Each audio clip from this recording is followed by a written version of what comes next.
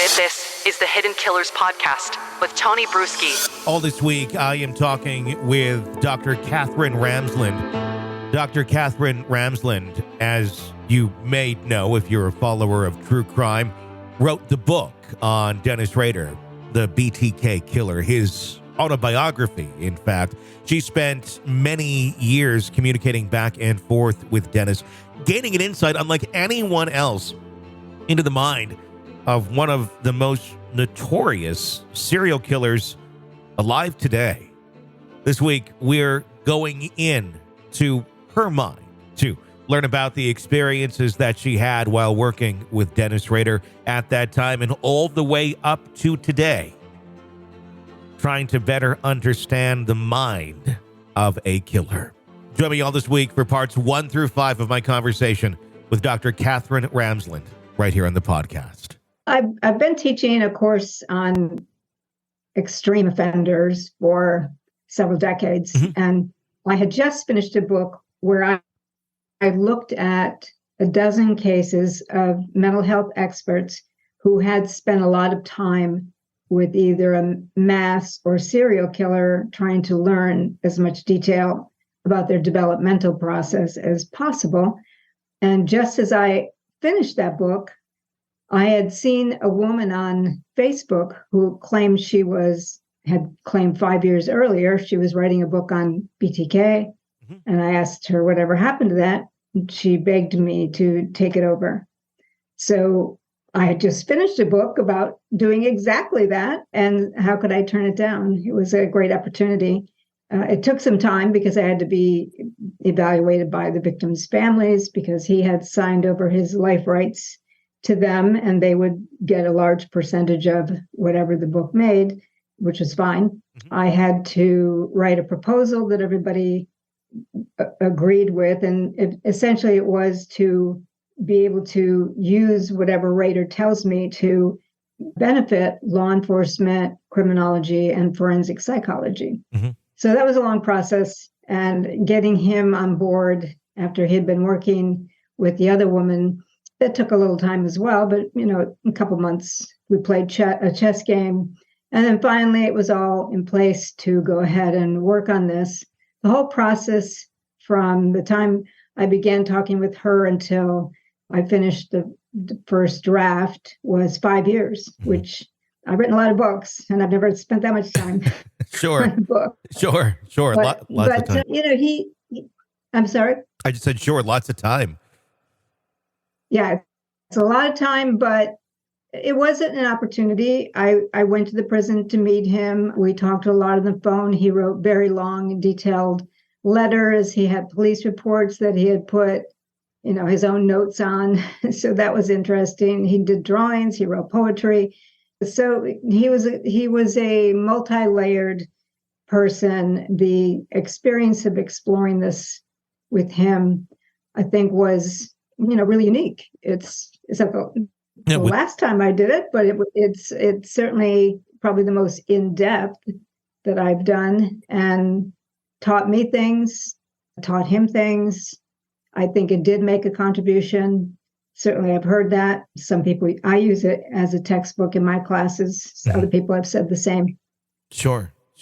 When you were in that process of gaining trust, you had two groups to gain the trust of, the victims' families as well as Dennis. Can you talk about how you went about that in greater detail? I know there was a lot of back and forth and such, but what did you do to gain that trust and show people, hey, look, this is straightforward.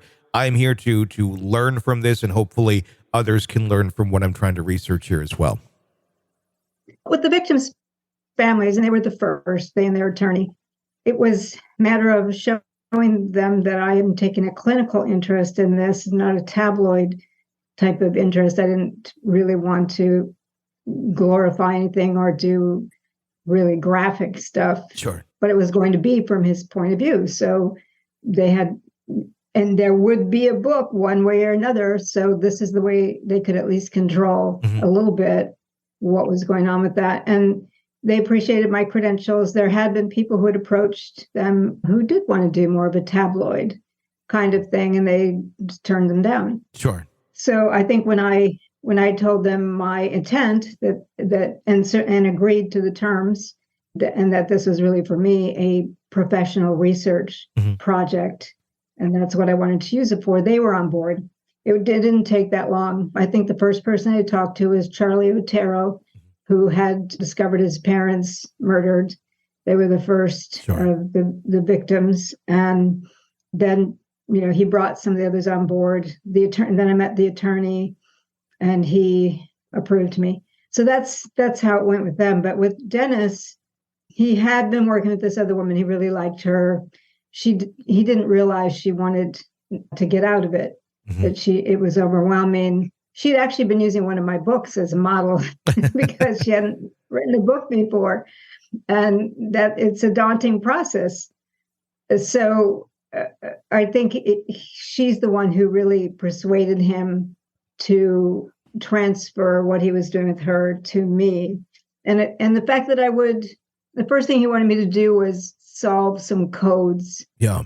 Because he wanted to see if I'd play the game. That was a thing with him. He had all these codes, and would I do it? If I had said no, I won't, then I'm done. I'm not going to be part of that. Sure. But I did, because it was interesting that this is what he wanted to do. How we solved it was a kind of a big puzzle that involved the other author, and so we figured out what his codes meant, and then in the end, I ended up writing the code that we used for the book. So that was kind of a weird turnaround, but it still played into that perspective for him, that he had this kind of spy thing going on, and he wanted to know would I do it, and I did. And I also played games of chess with him by mail. I'm the kind of I used to be a therapist also, so I'm the kind of researcher who wants the world of that person to unfold in front of me, rather than me imposing what I think onto whatever they have to say. So I wanted to, whatever it was he was going to do, I wanted to take it all in. But at the same time, I'm learning about him through other channels. I knew the DA pretty well. I saw all the stuff she had on him. I had the interrogation files, the entire interrogation that they had with him. I read other letters he'd written to other people.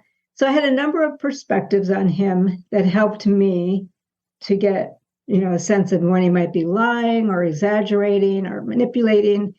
Certainly I wasn't 100% accurate, because people like him are pretty clever, but I think it turned out well. And I still talk to him 13 years later. There's more to come in my conversation with Dr. Katherine Ramsland about the BTK Killer, Dennis Rader. Press subscribe so you don't miss any of our 5-part series here on the podcast. I'm Tony Brueski. Stay with us.